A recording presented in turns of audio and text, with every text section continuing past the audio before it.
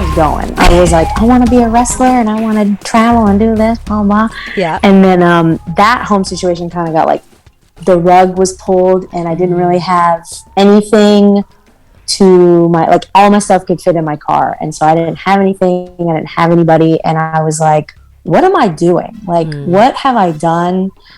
I should cut my losses and leave. Like, I don't want to be here anymore. Sure. So I was really sad and I was like, I'm just going to leave and go back to the real world. And then like I had like a string of matches like that month, and everybody, like the matches were good and all the fans were so nice. And I was like living out of my car. So I was like actually seeing more of like the country instead of just going like in and out to shows. And I was like, okay, so this is what it's about. Now that I'm like focusing on me and having fun in wrestling, it's happening.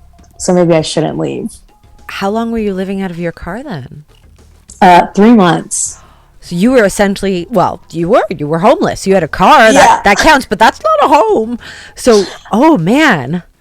It was a learning experience. And I mean, there were like a lot of couches that I got to sleep on. There was only maybe like 25% of the time I actually slept in my car. I would have a room, you know, whatever. But I got to do whatever I wanted because I didn't have like a job. Because like when I was living there, I didn't have a job. So homeless, I don't have a job. Do you want to go to Ohio today? I'll go to Ohio today. You want to go? I can just go to New York. I can go to Pittsburgh. I can go wherever I want now. So what did you really take out of that situation? Like more than just wrestling, that must have been quite a hard reset. Like you were without a home, you were without kind of probably like focus, like you were totally derailed. So how did you stay above water? I definitely realized that like structure is great, but sometimes like you need a little bit to shake you up. And so because like I was always like, oh, I can't do this because of money, or it was always like I can't. I was coming from lack, things like that. And this was like even before I really learned about all that stuff, that I was like, just do it. Like just go have fun. Like go to the after party or go to the monument in this city. Like what are you like? What is there to gain from not doing it, and what is there to gain from doing it? That's really, I started to really harp on like experiences instead of like things because I was homeless. Like my car was like filled with stuff. It was my books, like my records, like clothes.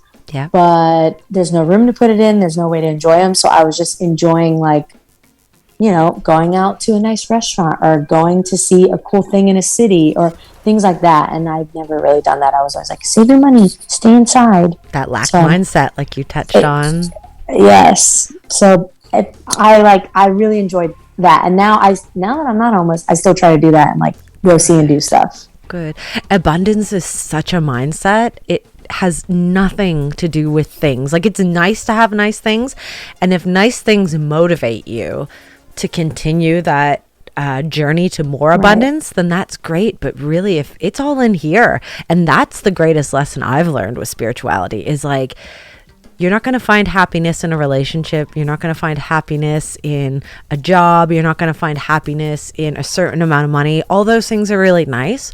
But if it's not in here and it's not here, you can search forever. And that's like a pattern I've really had to break.